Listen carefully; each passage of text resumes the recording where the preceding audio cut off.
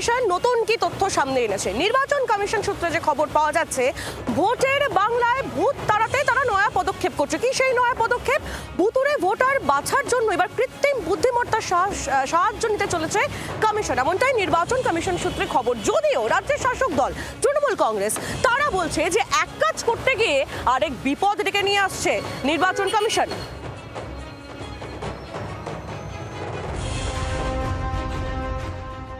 এসআইআরের শুরু থেকে বিতর্ক সমালোচনার শেষ নেই। দিন যত গড়িয়েছে অভাব অভিযোগ দাবি দাওয়া বেড়েছে। হাইকোর্ট সুপ্রিম কোর্টে মামলা পর্যন্ত গড়িয়েছে। এই পরিস্থিতিতে নতুন পদক্ষেপের পথে কমিশন। আরও প্রযুক্তির ব্যবহার আনতে চলেছে কমিশন। কাজে লাগাতে চলেছে কৃত্রিম বুদ্ধিমত্তাকে।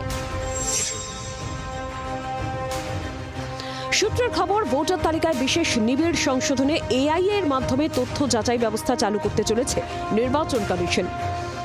ভুয়ো মৃত ভোটার এবং ডাবল এন্ট্রি চিহ্নিত করতে কৃত্রিম বুদ্ধিমত্তা ব্যবহার করবে নির্বাচন কমিশন। ছবি দেখে ভুয়ো মৃত ভোটারকে চিহ্নিত করবে এআই। কমিশনের কর্তাদের বক্তব্য, ফেশিয়াল ম্যাচিং প্রযুক্তি ব্যবহার করে এমন ভোটার কার্ড থাকলে তা শনাক্ত করা হবে। যেখানে একই ভোটারের ছবি তালিকা জুড়ে একাধিক স্থানে দেখা যাবে, তাদের চিহ্নিত করা হবে। কমিশনের এই ভাবনাকে স্বাগত জানিয়েছে বিজেপি, তবে রে রে করে উঠেছে তৃণমূল।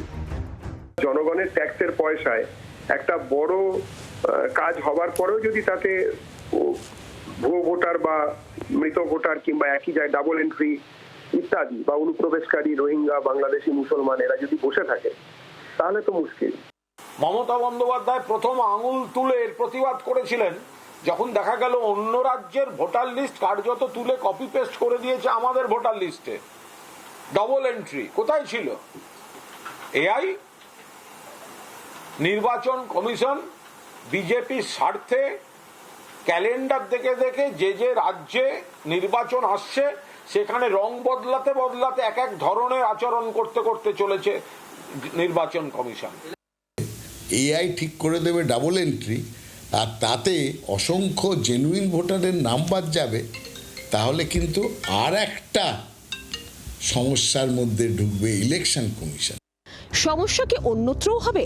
ভোটারদের ব্যক্তিগত তথ্য বেহাত হয়ে যাওয়ার আশঙ্কা থাকছে। দেশের যত মানুষ ভোট দিচ্ছে বাধ্য করা হবে তাদেরকে আইডেন্টিটিগুলোকে দিয়ে দেওয়া, এবং সেইখান থেকে ভবিষ্যতে যদি কোনো লিক হয় সেই পাসওয়ার্ড কিন্তু সেই মানুষটি আর কোনোদিন পাল্টাতে পারবে না, এবং সেই ফেস বা সমস্ত এই জিনিসগুলোর থেকে কিন্তু কালকে মোবাইল, আইফোন বা যে কোনো ফোন, অ্যান্ড্রয়েড ফোন, আমার ল্যাপটপ, আমার দরজা সব খুলে যাবে। সেইটা কিন্তু গভর্নমেন্টকে দেখতে হবে। এর আগে অভিযোগ উঠেছিল, বিশেষ করে ভিন রাজ্যে কাজ করতে যাওয়া শ্রমিকদের ছবির অপব্যবহার করে ভোটার তালিকায় জাল নাম তোলা হচ্ছে। সেই কারণেই প্রযুক্তি নির্ভর পদ্ধতির প্রয়োজনীয়তা বেড়েছে। এই পদ্ধতি কতটা ছাঁকনির কাজ করে সেটাই এখন দেখার। অর্কদীপ্ত মুখোপাধ্যায়ের রিপোর্ট, জি24 ঘন্টা। বাংলার আওয়াজ, বাঙালির আবেগ, জি24 ঘন্টা।